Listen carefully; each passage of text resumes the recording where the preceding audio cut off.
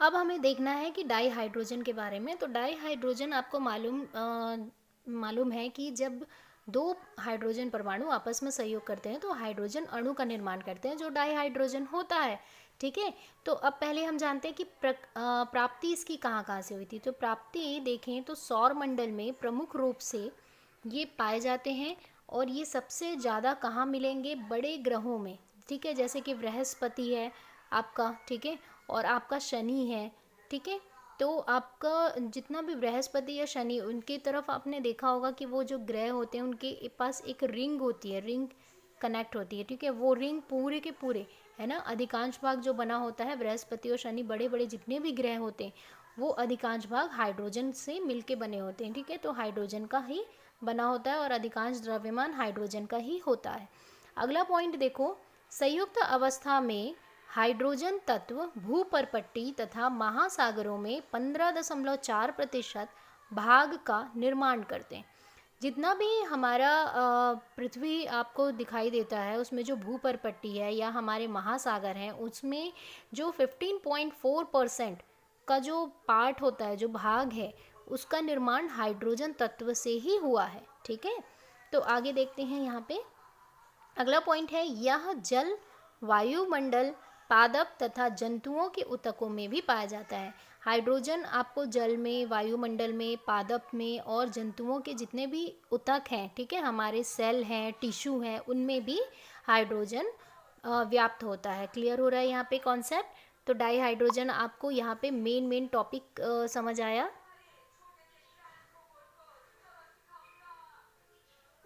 तो अब di hydrogen के निर्माण विधि से पहले हम हाइड्रोजन के कुछ इंपॉर्टेंट चीज़ को और जान लेते हैं, जो है समस्थानिक। ठीक है, समस्थानिक का टॉपिक वैसे 1 नंबर और 2 नंबर के प्रश्न में आते ही हैं।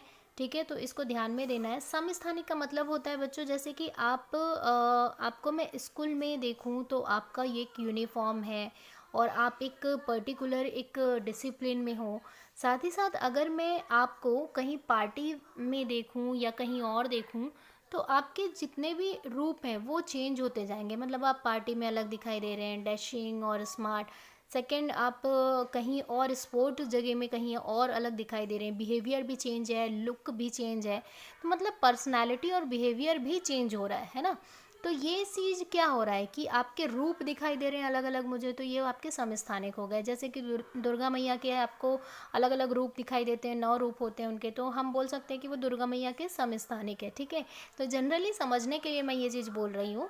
तो समस्थानिक ये होता है कि किसी भी तत्व का, पर्टिकुलर एक तत्व है तो उसके कई रूप आपको दिखाई देंगे, अलग अलग रूप, तो उसको हम समस्थानिक कहते हैं। तो जानते हैं इसके बारे में। समस्थानिक के बारे में सबसे पहले, है ना, 1934 में हेरोल्ड सी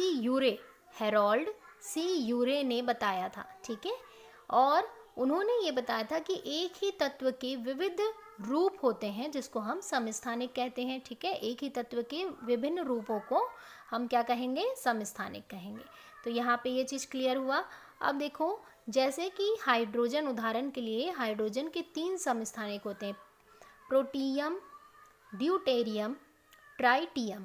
क्लियर हो रहा है, प्रोटियम, ड्यूटेरियम, ट्राइटियम। तो इन समस्थानिक एक दूसरे से भिन्न होते हैं। याद रखना, ये जो समस्थानिक है वो एक दूसरे से भिन्न है गुणों में, है ना, और रासायनिक सूत्रों में। तो क्यों भिन्न होते हैं, क्योंकि उनमें उपस्थित न्यूट्रॉनों की संख्या में परिवर्तन होता है। ठीक है, न्यूट्रॉन की संख्या आपको मालूम है कि परमाणु का जो निर्माण है, ठीक है, परमाणु का जो निर्माण है वो किन किन चीज़ों से हुआ है, इलेक्ट्रॉन, प्रोटॉन और न्यूट्रॉन, ये 3 कणों से मिलके परमाणु का निर्माण होता है। ठीक है, तो समस्थानिक क्या चीज़ है, समस्थानिक है बच्चों कि जो आपके न्यूट्रॉनों की संख्या, जो नाभिक में उपस्थित उदासीन कण होते हैं, उन संख्याओं में अगर परिवर्तन होता है तो समस्थानिक का निर्माण होता है। तो जानते हैं कैसे हुआ हाइड्रोजन के समस्थानिक का निर्माण।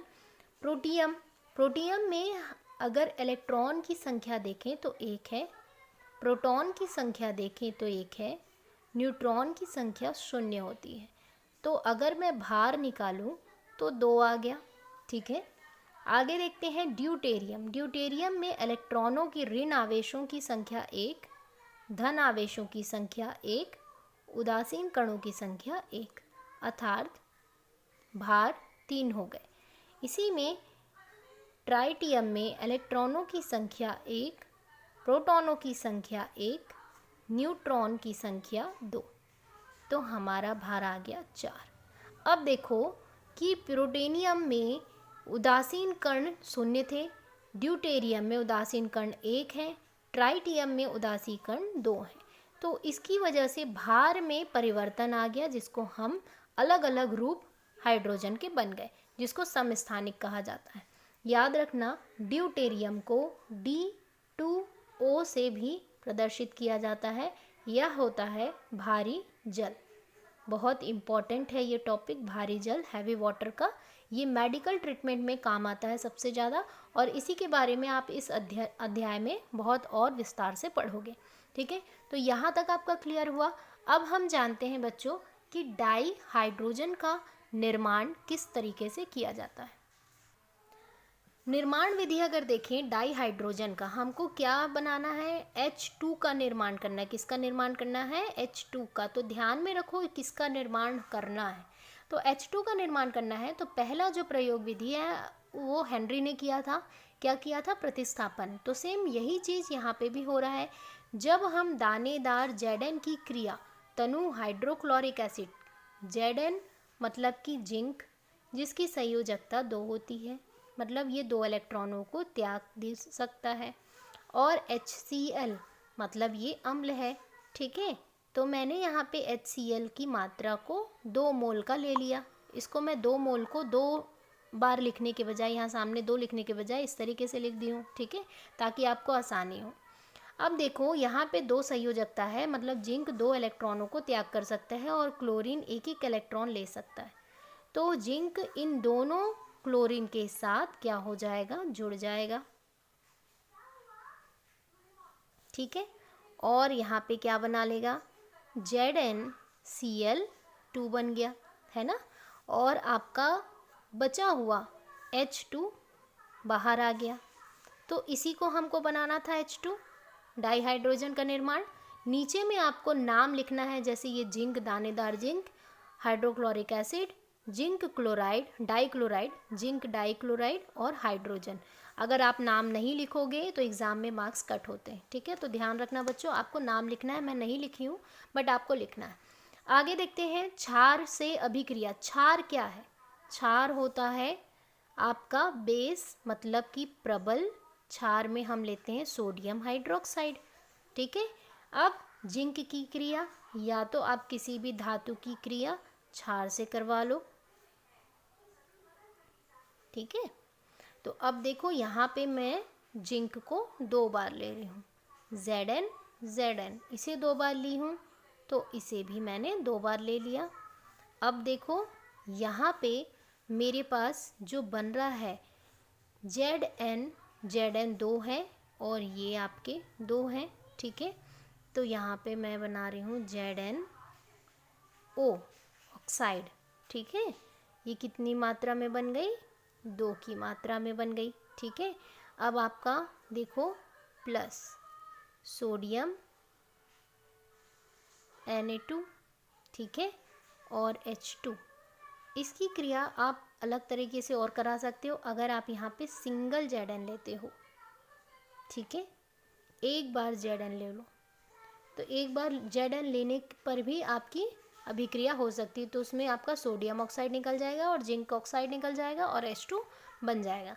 आप इस तरीके से भी प्रक्रिया कर सकते हो। आगे सल्फ्यूरिक अम्ल से अभिक्रिया। जब हम सांद्र H2SO4 की क्रिया Zn से कराते हैं, ये थ्योरी आपको लिखनी है। मैंने यहाँ पे थ्योरी नहीं लिखा है। यहाँ पे क्या थ्योरी बनेगा, जब हम दानेदार Zn की क्रिया क्षार, प्रबल क्षार सोडियम हाइड्रोक्साइड से कराते हैं तो जिंक ऑक्साइड, सोडियम तथा हाइड्रोजन का निर्माण होता है। ठीक है, डायरेक्ट आप हाइड्रोजन का निर्माण होता है ऐसा भी लिख सकते हो, ये दोनों लिखने की ज़रूरत नहीं है थ्योरी में। थ्योरी इसकी क्या होगी, जब जिंक, दानेदार जिंक की क्रिया H2SO4 से कराया जाता है, सांद्र H2SO4 से, सांद्र लिखना मत भूलना, कॉन्सेंट्रेशन तो हमारा हाइड्रोजन का निर्माण होता है। अब जिंक सल्फेट से जुड़ जाएगा और जिंक सल्फेट का निर्माण करने का, और H2 आपका बाहर आ जाएगा। इस तरीके की अभिक्रिया को आप प्रतिस्थापन अभिक्रिया कहते हैं।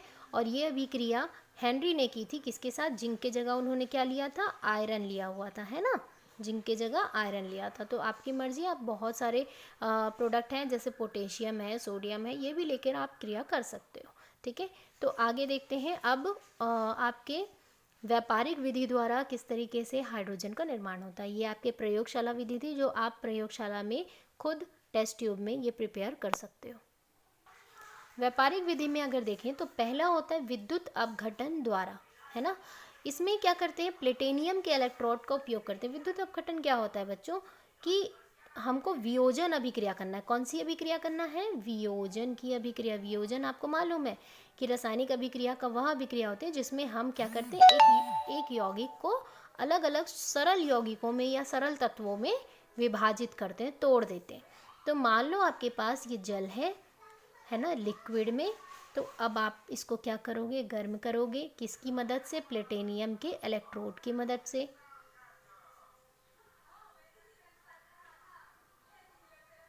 आपने पानी गर्म करने का इलेक्ट्रोड देखा है? आपके घर में होगा, जब जिससे आप पानी गर्म करते हो। पानी जब गर्म करते हो, वो उस इलेक्ट्रोड को आप डालते हो, तो वो तो खैर आपका नॉर्मली आयरन का इलेक्ट्रोड होता है, Fe का, है ना, प्लेटिनियम का नहीं होता। तो उस इलेक्ट्रोड को आप देखते हो तो उसमें से आपको भाप निकलते हुए दिखाई देगा। तो वो जो है वो हाइड्रोजन है। जिस पानी, गर्म पानी से जब हम नहाते हैं तो वो आपका एक डिस्टिल्ड वाटर होता है जिसमें हाइड्रोजन आपका टोटली कम हो जाता है या होता ही नहीं है। ठीक है, तो ये चीज़ ध्यान में रखना। तो अब देखो कि प्लेटिनियम इलेक्ट्रोड की उपस्थिति में या उस प्लेटिनियम इलेक्ट्रोड द्वारा जब हम क्या करवाते हैं? विद्युत अपघटन करवाते हैं, तो H+ और OH- में ये टूट जाता है। अब देखो इस तरीके से कंटिन्यू जल का अपघटन हो रहा है, फिर H+ मिला। और आपको मालूम है सभी लोगों को कि जब H+ और H+ आपस में मिलते हैं तो H हाइड्रोजन बनाते हैं, और फिर H+ और H+ आपस में मिलते हैं तो हाइड्रोजन बनाते हैं, और दो हाइड्रोजन आपस में मिलेंगे तो क्या बनेगा? H2 बनता है। तो इस तरीके से ये प्रक्रिया चलती रहती है। आप पानी डालते रहो, इलेक्ट्रोड में गर्म करते रहो, और आपका विद्युत अपघटन की प्रक्रिया में हाइड्रोजन गैस निकलते रहेगा। ठीक है, आगे देखते हैं। कार्बन मोनोऑक्साइड को आयरन क्रोमेट की उपस्थिति में जल से क्रिया करवाना। किसे? कार्बन मोनोऑक्साइड CO को किससे क्रिया करवाने बोल रहा है? जल से।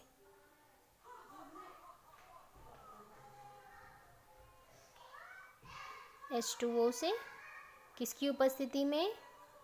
Fe2Cr2O7 फेरिक क्रोमेट, है ना।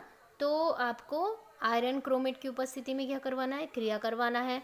ठीक है, तो कार्बन मोनोऑक्साइड और जल की क्रिया हो रही है, तो यहाँ पे देखो H2 बाहर आ जाएगा और ये O यहाँ जाकर जुड़ जाएगा, तो कार्बन डाइऑक्साइड और हाइड्रोजन का निर्माण होता है। तो यहाँ पे आपकी व्यापारिक विधि भी खत्म होती है। अब हम रासायनिक विधि की ओर चलेंगे, मतलब रासायनिक अभिक्रिया या रासायनिक गुण किसका? डाईहाइड्रोजन का। तो ये आपको नेक्स्ट वीडियो पे मैं सेंड करूँगी। ठीक है, तो अभी यहाँ तक आप नोट्स बनाइए, कोई डाउट हो तो मुझे बताइएगा। गुड लक बच्चों।